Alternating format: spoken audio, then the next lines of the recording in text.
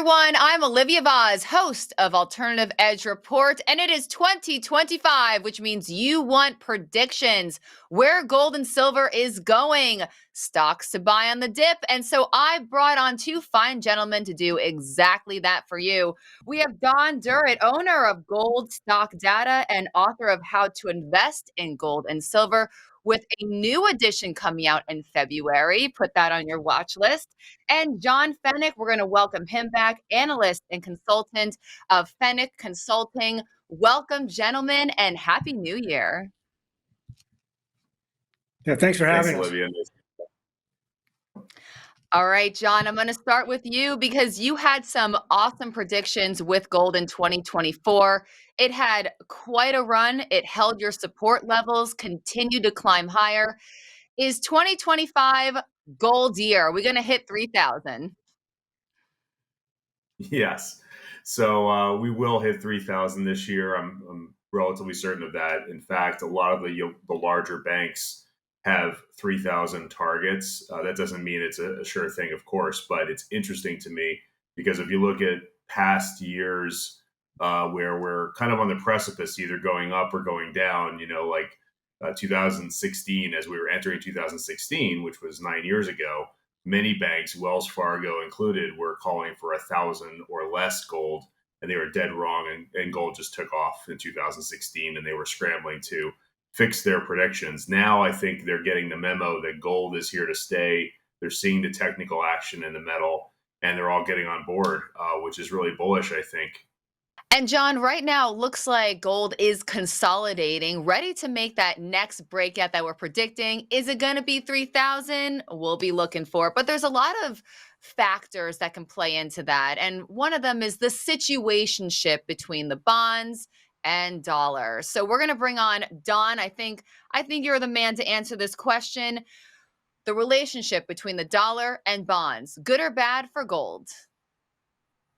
Well, it's actually good for gold because it creates uncertainty. However, it has to play out. So right now, the other data point you didn't mention is the kind of the trifecta one is the S&P 500. So you have the S&P 500, and then you have the 10-year, and then you have the dollar, and they're all basically playing off each other. Now, one thing is, and it's creating a lot of uncertainty, which is good for gold, which is keeping gold up here at 2,600. However, the issue is who's pushing this higher? What is it? The dollar that's pushing interest rates higher? Is it interest rates putting the dollar higher? I don't think we really know. And then which one is going to lead? And then how much further does it go up before something breaks? I think that's really the question people are asking right now. And there's, it puts a lot of headwinds for the stock market to keep trending up. And we've had a 15-year bull market, and people are wondering, and we've had two back-to-back years of 20% up or better up, and people are, how much longer does it go? Plus, the Fed's trying to have this soft landing, and I call it try to land the plane. So this is the tricky part. This is when the Fed has to land the plane. But how do you get the dollar down? And if the dollar stays up and interest rates stay up, how do you keep the stock market going? The stock market literally is kind of holding up this economy because there's so much income growth, value growth in the stock market is kind of holding things up, if you will. If the stock market goes down, then you could go into recession, and then Powell can't land the plane. So this high dollar and high interest rates is a very tricky situation. Now, Trump wants to lower rates and lower the dollar, but Powell can't do that very easily because if he does lower rates, he's going to create inflation. Then if he creates inflation, that creates a recession. So my contention is that Powell's all he can do is be reactive now. There's nothing positive he can do. Any choices that he makes are probably going to cause more problems. And he's had a 2-year pretty good run. He's absolutely had a two-year run here where the stocks have done really well. The jobs market is not imploded, and everything's kind of held together. But I think now is when it gets really tricky, and that uncertainty helps support gold. However, it's not going to be easy for gold and silver and the miners to just do well this year because I've been saying this. Everybody looks at the silver chart and everybody's bullish silver. Silver's off about 30% from its cycle high of 34.70. People think it's just going to race back to 34 and go higher. And I'm saying, no, not so fast, because the only way that I think that silver and the miners do well this year is if Powell crashes the plane and we go into recession. And that's not going to happen here in the first quarter. So in the first quarter, we're kind of trapped. So if you're a gold silver miner, you're just kind of waiting for this plane to crash. Until that plane crashes, I think it's hard to be bullish. It's hard to be bullish on the stock market, or hard to be bullish in the metals market? Gold and silver miners.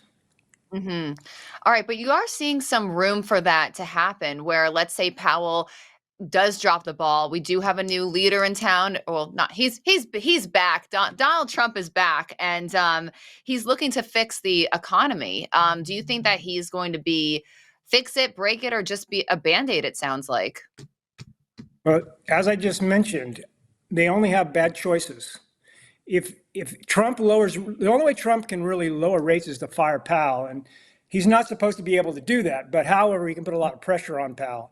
But Powell's not going to do it. Powell's not going to lower rates in the first half of this year when it needs to be done.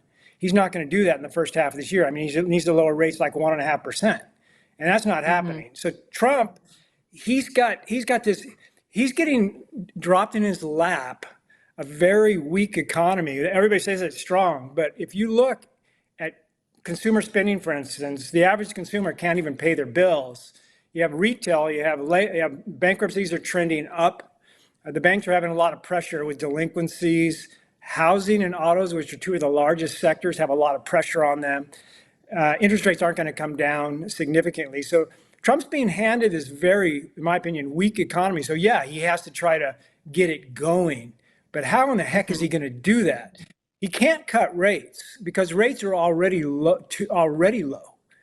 The one thing he could do is he could basically cut rates for the lower middle class. He could basically say, okay, you guys, we're going to kind of give them stimmies, but he can't lower income taxes. They're already low. You can't lower corporate taxes any lower than they are.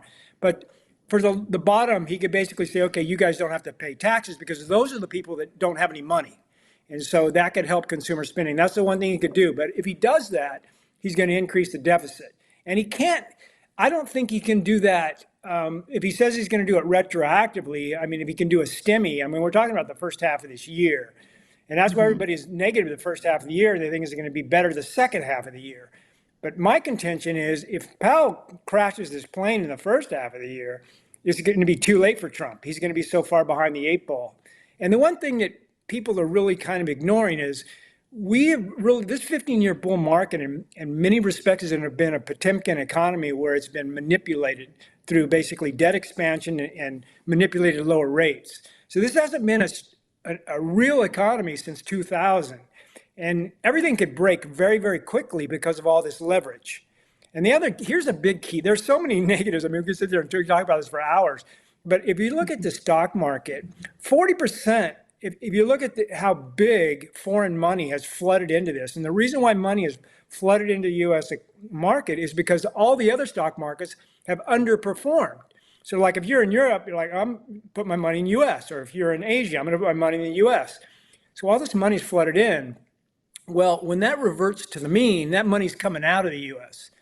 And when that happened to Japan in the late 1980s, Japan has never recovered from that because all this foreign money was flooding into Japan in the 80s, the late 80s, and then it went home. And when it went home, Japan never recovered. And it's my contention that the U.S. economy will not recover when we crash this plane. So this is a big bubble that's getting ready to pop. And when it pops, there's going to be a lot of bad things. And that's when gold, silver, and the miners do well.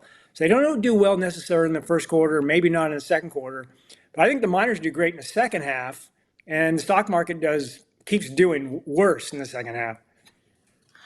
All right. Wow, that's quite a prediction. And I mean, to be in that no man's land, like we've seen it before with Japan, that will be, man, we'll definitely see some cobwebs on this stock market. But as far as John, let me bring you on because we started the show with your predictions with gold. It looks like we are going to see some pickup in it for many different reasons. But if you look at the charts, I mean, the stock market looks like it can go along with gold, silver can go along with gold, gold can go along with the stock market. And right now, it seems like they are kind of consolidating. But it seems like you are giving it more of a gold has a better duration should things get crazy here. So we look at the entire commodities complex for how we invest. And when you look at that, there are pockets of strength. Gold is obviously one, uranium a year ago was another, et cetera, right? So gold, we get this question all the time, literally every week from clients, and it's a good one. How is gold doing so well and my gold stocks aren't? It's a valid question. And so, we can talk a little bit about that right now. I mean, so GDX is the largest mining product out there. I think it's about $15 billion right now. It's run by Feneck. If you look at the chart of GDX, it's a very constructive chart going back, 5, 10, 15 years. And it is the bellwether for mining stocks, right? Inside of GDX, you've got the largest holding being Newmont Mining, which is ticker NEM. If you look at NEM, Don and I both agree it's pretty cheap right here, and presents a pretty good entry point at around 38 and a half as we record this right now. The reason I say that is for a few reasons. One is they have an RSI, relative strength index, of 36.3 as we record this. When you get close to 30, that is almost always an oversold condition, right? So maybe it goes into the 36s or 37s. Who cares? We look at things, intermediate to long term, generally speaking. So we look at this as a 1 to 3 year play, and you're going to make a lot of money in Newmont. How? Go back and look at a 10 or 15 year of chart of Newmont, and you'll see it was much higher priced back in 2011, 2012, when we had gold, running to all-time highs at that time. And what's changed since then? Well, they haven't been the best stewards of capital. Okay, number one. Number two, their costs have been pretty much difficult after the Newcrest merger, I would say. Their all-in sustaining cost per ounce right now is about $16.50 an ounce, which is high for a major. But then let's look at the gold price. We're recording at 26.50-ish. So that literally means they're making $1,000 in margin per ounce out of the ground. That is insane. You can't go back and look at 2011 and 12 and find any gold stock with $1,000 price margins. So we think Newmont is going to have a good year. We think GDX will have a good year. And to Don's point, right now it's a little choppy in the first half of the year, right? There's a lot of questions. I think one of the things we haven't talked about yet is that Trump is just like salivating to get into office, right? I mean, we don't know what is going to be said January 20th and beyond. So, I mean, there's going to be a lot of uncertainty. And I think gold is going to love uncertainty, and silver will finally start to play catch up. When we say uncertainty, we mean drama. And yes, you will see a pickup in gold when you have these uncertainties. And oh man, I cannot wait to wake up on Twitter and see what will be said and what policies will be made for 2025. Like you said, he's coming in hot, and the man has an agenda. So we will see that translate into the gold market. Now, figuratively speaking, you did just drop some gold for us right now, because now you're giving us specific stocks that are looking for a bid. And NEM is interesting. That's been on my watch list as well. You said this is a 1 to 3 year play. Do you have a price target for NEM?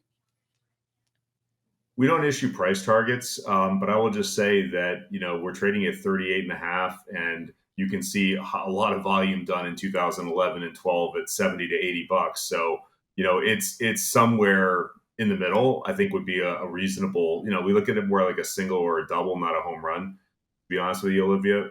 But it's just such a large part of the sector, because it is the largest holding of GDX, and GDX is the largest product out there. Yes, the bloodline of the gold market, the miners. Hey, they're taking it out of the ground. They're the ones. But let's not forget about silver, guys. Don, let me bring you on. You had a piping hot tweet that silver will not go up until the stock market goes down. And it looks like you are foreseeing with, you know, everyone, all these political heads not playing well in the sandbox and just a kind of inevitable take on the economy going lower this year. How about some silver stocks or silver price targets? Don? Yeah, I'm going to get there. I just wrote it down, but I want to start with Newmont. You wanted a price target. So my website, Gold Stock Data, we do price targets. I actually have Newmont, which is kind of crazy right now. I use $4,000 gold as my target because I think we'll be over 3,000 next year, and I don't think it's going to stop. And I use a target that I think is legitimate. I thought 3,500 I think is a slam dunk. So 4,000 a little aggressive, but I expect to get there. So I am a long-term investor. I don't really care about investing for a single year. Could care less. I'm all about big alpha. So my target is for Newmont is about 500%. So if you take, which is you would think is kind of crazy, $38. So we do 40 times 6. That's $240. I don't think we might not get to 240, but I think 175 to 200 is a legitimate target for Newmont. I really do. And I like Newmont. And I don't own it because I own it in mutual funds, but usually Newmont and Barrick, those are kind of two stocks I kind of avoid. But I've been looking at Newmont saying, geez, this thing's a 4 to 5 bagger. I should own this thing. Now let's go back to silver. So yeah, so again, I said earlier that silver is kind of trapped here because of the stock market. I don't think silver is going to take off on its own. I don't think gold is. I think gold's going to follow the stock market. So I don't expect those two to take off. A lot of people are very bullish silver because it has a beautiful chart. Well, it's had a beautiful chart, and it still hasn't done anything. 35, 36 is its breakout level. I think it will do that this year, but again, the corollary is the stock market. We need a fear trade. The only time the gold and silver miners did well was the 70s and the 2000s. And the reason they did well because you had economic uncertainty, what I call a fear trade. Well, we haven't had a fear trade since 2009. June of 2009, the fear trade died. Well, it kind of stayed alive until 2011, but it was dying from 2009 to 2011. And then 2013 is when it collapsed. So you could say the fear trade basically evaporated in 2013, and it's been evaporated since. That fear trade is only going to come back when you get uncertainty in the stock market. And basically, this 15-year bull market ending. 15 years is a long time. It's going to end at a certain time. So when that happens, you're going to get to 35, 36. Some people say 35.50 is the important level to get across. For me, I'm going to get excited at 35, and then once it gets above 36, I think we rip to $50 within 3 to 6 months because of the technical charts. But in order for silver to get to 35, 50, 36, you're going to need gold to get above 3,000. And once gold gets above 3,000, I think that will be the trigger for silver. Silver will follow gold up. The GSR is about 80, I don't know, 85 to 88 right now, probably closer to 88. That GSR was 39 in 2011. So I think the GSR will cut in half. So silver will outperform gold by 100%. And I think it'll do it even better than that. I think that's kind of a starting point. So silver is going to outperform gold by 100% 2x basically. So your silver miners have a ton of leverage. So for me, I think there's not that many silver miners. There's only 15 silver miners that have a market cap over $100 million. I own all of them, and I actually think those 15 are going to do extremely well when silver runs from 35 to 50. Most people are going to buy them when silver gets to 33, 34, 35. They're not going to buy them now when they should. But I have a list, I call them the Mormons. And the reason why I call them the Mormons is you can marry them all. You're not supposed to marry stocks, but these stocks, you can marry them all. So they're the Mormons. You can have 8 wives. So the Mormons are what I call the prettiest girls. And so I'll mention right now, Aya, First Majestic, Endeavor Silver, Coeur Mining, Hecla, Pan American, Hochschild, Fresnillo. And then the wannabe Mormon is Avino. But so you could put that ninth one in there. You own those 9 producers. I think you're just going to do extremely well. Better than Newmont, which is going to be a 4 to 5 bagger. So I'll say end it there. I'm going to do a follow-up on that. I want to talk about the bottom because people are going, okay, I see this upside, but if I buy today, what's the risk of silver prices going down? What is the floor? Should I wait for the floor? And so my thing is, if you believe that gold is going to remain strong, I think that puts a floor under silver. Like anybody that's saying silver is going to say sub 25, I think that's a long shot. I think the chance of that happening is very low.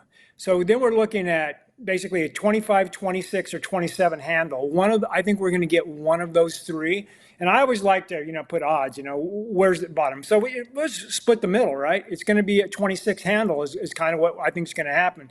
So, I have this thing I say buy to the bottom. So let's say you buy now at silver at 30. I wouldn't buy higher. So you buy at 30 and then you wait till it goes to 28, you buy more. It goes to 26, you buy more. So you basically buy these to the bottom. So I'll end it there. Yeah, you have a nice support there, and as you're mentioning, you can dollar cost average it. A lot of silent sleepers in the silver department, and when gold reaches that 3,000 threshold, you're going to see these stocks bounce. Great watch list, John. Did Don hit them all? Or are we missing any other sleeper stocks ready to bounce in 2025? I'll give you some stocks just in a minute here that are differentiated, but I did want to piggyback on Don's comments because they were really good there. In silver, we have a little bit different take. We think that, you're not going to just rip to 50. You have to get through a lot of resistance. The most recent resistance was what we hit last year, which is around 34.70, as Don pointed out, right? So that 34 to 35 level needs to get taken out on a few closes. And then we think that brings in a test of 38 and then 40 and then 50, right? So we try to keep people invested by telling them, hey, this isn't always a straight line up. Gold is sort of bucked the trend and just risen higher, but not all commodities do that, right? So you have to be somewhat patient. But to Don's point, if you believed in 3,000 plus gold, why wouldn't you buy silver here? We just bought more silver at 28.93 last week. So we think that silver is going higher, and I don't care if I buy it at 27 or 28. I really believe it will test 35 again within 12 months. Secondly, he mentioned some names there like CDE, HL, AG. These are what we call mid-tier silver plays. He calls them the Mormons. If you look back in 2016, these stocks ripped. I mean, our biggest holdings were those 3 and a few others, and we made so much money. We were up 149% in 2016. So we really rode the silver mid tiers, and everything else was like noise to me. So I think we're going to see another run like that once silver really starts ripping here. To add one more point on stocks, Olivia, to your point there, I wanted to point out something that I hear a lot to counter what I hear a lot, which is that companies that are in the junior sector are done and they can't raise money and they're toast. That's not true.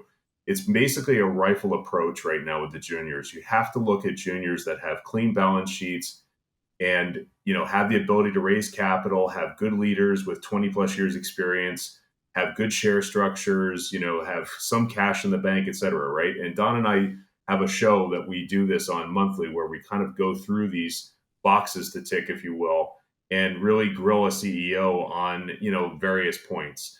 3 that I wanted to point out that just did the opposite of what the market is saying and raised a bunch of money, give them some credit. I just wanted to talk about them real briefly. So First Nordic Metals, FNM in Canada, FNMCF in the States, they just raised $11.5 million about 5 weeks ago. So, here's a company that has 3 million ounces of gold in the ground, good jurisdiction, run by a guy who used to run Discovery Silver, which is one of Don's favorite picks. He was there for the good years, right? And now he's hitting the reset button and doing it somewhere else. We look for that kind of thing, right? Where someone's had success somewhere else and now is starting at another company. He knows what to do, in our opinion. The second company is one that Don likes that we talked about a couple months ago, 1911 Gold. And that one is AUMB in Canada, AUMBF in the States. They raised $7.8 million just 5-6 weeks ago, right? The stock is 11 cents. They raised almost $8 million, right? That's telling you that Sean's a good leader and he's getting it done and he's finding people that believe in his vision. The other is Next Gold, and that is NXGCF. I think it's NEXG in Canada. Next Gold is now the combination of what used to be Treasury Metals and Signal Gold. And that just happened here in December. So it's a recent merger, but that gives them nearly 7 million ounces of gold in the ground. So that's another screen that we look for, right? Big deposits that have 3, 5, 7 million ounces of gold in the ground. I think at 3,000 gold, the market's just going to warm up to this. And they just raised 18.5 million as a 49-cent stock. So again, like these little juniors are really, really flying under the radar here, and they deserve attention. Mm-hmm. And not only are they raising, they're starting to dig too, right, John? Yeah. So, I mean, if you look at the news flow for First Nordic, I just happened to be on their website yesterday. They just started to drill December 12th, I think, after raising money right around Thanksgiving. So they got on it within 2 weeks and they're already out there, right? I mean, I love seeing that kind of aggressive, approach in a hot gold market. Get out there and drill, because this is the kind of environment where your news releases will finally get, some attention. Yeah, absolutely. All right, guys, we got to wrap it up. But before we do, we gave you the predictions. We talked about the economy. We were looking at some awesome price targets for both gold and silver.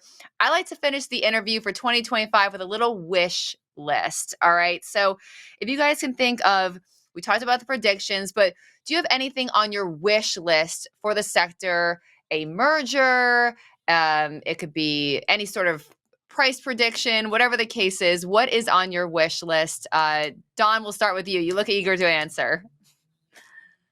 Yeah, my wish list is $3,000 gold, and in tandem with the stock market rolling over and basically the 15-year bull market ending. So if those two things happen, I'm going to have a very good year. So those are the two. Pessimism never sounded so positive, Don. I love it. John, what's on your wish list for 2025?